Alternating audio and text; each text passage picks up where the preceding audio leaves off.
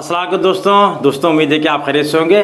जैसा कि आपको मालूम है कि मैं पब्लिक स्पीकर भी हूँ, साथ साथ कंसल्टेंट भी हूँ। तो बहुत सारे ऐसे इदारे हैं जो मुझे अपने इशू मसले मसाइल के सलूशन के लिए बुलाते हैं और एडवाइजेस भी लेते हैं। कुछ जो भी सलाहियत अल्लाह ने दे रखी है उसके हिसाब से मैं वहाँ काम कर रहा होता हूँ।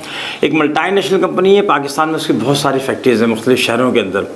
वो कुछ 40-45 सालों से यहाँ काम कर रही है और बहुत सारी प्रोडक्ट्स उसकी बनती हैं। तो ऐसे ही मल्टीनेशनल कंपनी में मुझे बुलाया गया, वहाँ के डायरेक्टर थे HR के। उन्होंने कहा जी हमारे यहाँ ये इश्यूज़ हैं। मैंने कहा जी बहुत अच्छी बात है। उन्होंने सारे HODs को बुलाया जो मुख्तलिफ डिपार्टमेंट्स के थे। हमारी मीटिंग हुई, उसमें कोई 13-14 अफराद मौजूद थे।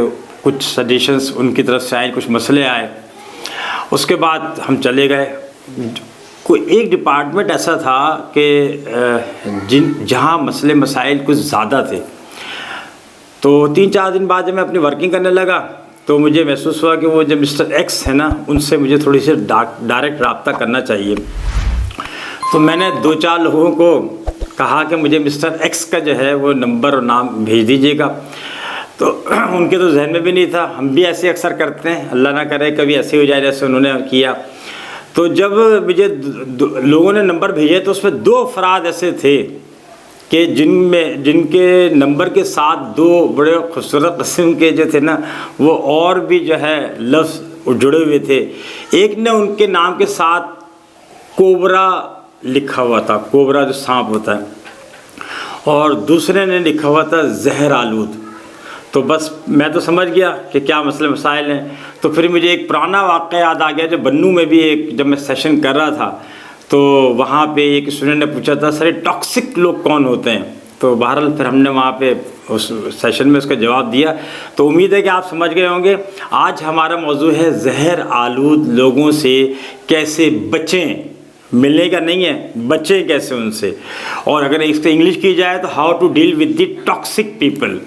ऐसे लोग जो जहर आलूद होते हैं उनसे कैसे बचा जाए, क्योंकि जहर से सबको बचना चाहिए, इसीलिए तो हम सांप से भी डरते हैं। तो पहले तो हम देखते हैं कि इनकी पहचान कैसे होती है। पहली पहचान तो उनकी ये है कि वो दूसरों की नज़र में आपको ख़राब करते हैं। आप कोई अच्छा काम करें तो भी वो जाके उसको मनफी करता है। अरे साहब इसमें इसका कोई मफाद था ना, जब भी तो इसने इतनी ट्रैवलिंग की।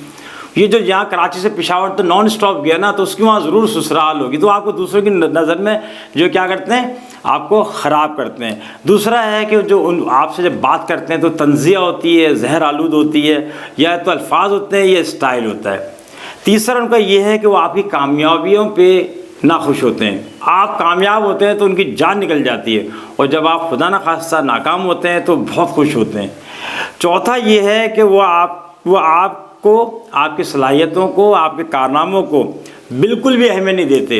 आप चांद पे भी होके आ जाएंगे तो कहते हैं कौन सी मुश्किल बात है भाई, मैं भी तो एक दफ़ा मलियारी जा चुका हूँ, मैंने भी भाटी गेट देखा हुआ है, मैं भी राजा बाज़ार जा चुका हूँ। तो वो आपको बिल्कुल अहमियत नहीं देते। वो कहते हैं अरे कोई बात नहीं। बल्कि वो अक्सर क्या करते हैं, आप अपने से मुतालिक लोगों की जो अचीवमेंट बता रहे हैं, तो छोटी सी कोई अचीवमेंट वो भी अपने आप से अपने मुतालिक बच्चों को अपने से मुतालिक लोगों की बता रहे होंगे। अगला है कि आपके ख़यालात, बात, अमल और अंदाज को बिल्कुल अपने पैमाने पे नापते हैं। उनका जो यूनिट है ना वो अपना है, क्योंकि दिल में तो जहर है ना आपके लिए, लिहाजा वो उसी हिसाब से देखते हैं। ये उनकी पहचान है। इस तरह के लोग होते बहुत कम हैं, लेकिन हर इदारे में, हर महल्ले में, हर ख़ानदान में जो ना वो कोई ना कोई इस तरह ज़रूर होता है जो आपको नाकाम बनाना चाहता है। बड़ी देखें अक्सर शादियों के अंदर जो ना वो आपको जो ना वो बाजों के साथ लड़ाइयों की भी बातें आती है। पता लगा कोई टिपिकल कोई ऐसे रिश्ता है तो इस बात पे झगड़ा कर रहा है। शादी वाले दिन दूल्हा दुल्हन के सामने कि कार्ड जो है ना वो दूल्हा के अब्बा खुद क्यों नहीं लेके आए, उन्होंने अपने बेटे से क्यों भिजवाया, या लिफाफा जो है जिसमें पैसे दिए हैं वो पुराना था। तो इस तरह की चीज़ बहरहाल ये आपको हमेशा नाकाम बनाने के रहते हैं। अब सवाल ही पैदा होता है कि इनसे बचा कैसे जाए। ये बड़ा फ़न है।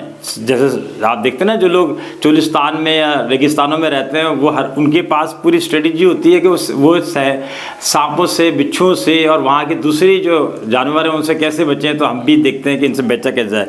नंबर 1 तो ये है कि इनको ज़िंदगी की हकीकत समझें। यानी इसका मतलब ये नहीं है कि ये ख़त्म हो जाएंगे। जैसे कुत्तों को इंसानों के पीछे भौंकने के लिए कुदरत ने डिज़ाइन किया हुआ है ना, तो इसी तरह आपके लिए इंसान भी डिज़ाइन है जो आपको ऊपर भौंकेंगे, आपको काटने की कोशिश करेंगे, आपको नुकसान पहुंचाने की कोशिश करेंगे। तो पहले तो ये देखें कि ये ख़त्म नहीं हो सकते, लिहाजा ये एक हक़ीक़त है। दूसरा ये है कि जितने भी जहर आलू लोग हैं जो आपकी ज़िंदगी में हैं, उन सब पे नज़र रखें।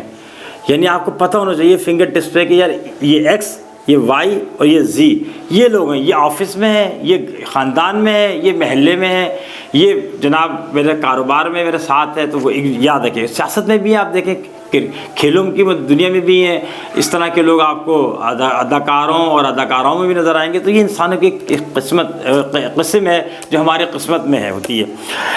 तीसरा है कि इनसे फ़ासला रखें, इनके आप जितने करीब रहेंगे ये उतने ही आपसे नाराज़गी बढ़ती चली जाएगी। लिहाजा जितना डिस्टेंस रखेंगे उतना ही आपके लिए है। और चौथा ये है कि इनके असरात ज़ाया करें, ये बड़ा अहम है। आपको पता हमारा पहला पॉइंट ये था कि दूसरों की नज़र में आपको ख़राब करते हैं तो उसके असरात पड़ते हैं। कोई कहता रहता है ना कि भाई मिस्टर फ़लाँ मिस्टर ख़राब है, मिस्टर फ़लाँ ये कर रहे हैं, मिस्टर फ़लाँ इदारे के लिए ये कर रहे हैं। तो क्या होता है, बॉस हों, चाहे वो बाप हो, चाहे वो ख़ानदान का बड़ा हो, चाहे वो महल्ले वाले हों, उन सबके दिल आहिस्ते से ख़राब होते हैं। आपको तो अब अंदाज़ा हो गया होगा सोशल मीडिया का ज़माना है कि प्रोपेगेंडा कितनी अहम चीज़ है, कितने ज़्यादा इन्फ्लुएंस कर रही होती है। तो क्या करते हैं, चौथा और आखिरी हमारा वही है कि इनके असरात को ज़ाया करें।